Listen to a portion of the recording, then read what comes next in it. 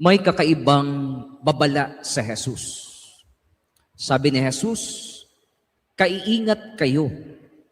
Ilagan ninyo ang lebadura ng mga Pariseyo at lebadura ni Herodes. Ano ba sa Ingles ang lebadura?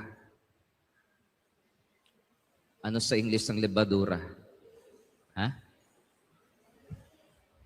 Ano? Ano?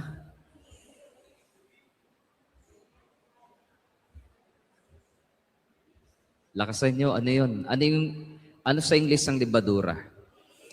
Yeast. Saan ginagamit ang lebadura? Saan? Saan ginagamit? Sa tinapay, di ba?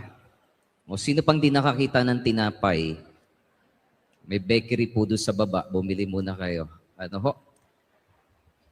Binanggit ni Jesus, sabi ni Jesus, mag-ingat kayo sa lebadura ng mga Pariseyo, lebadura ni Herodes.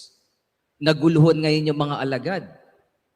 Ang inakakala nila, ang usapan ay tungkol sa kakulangan ng pagkain, kakulangan ng tinapay. Ang akala nila, ang tinutukoy ni Jesus ay yung gutom, o yung praktikal na pangangailangan. Pero may mas malalim, napakahulugan sa Jesus, kaya niya sinabi yun.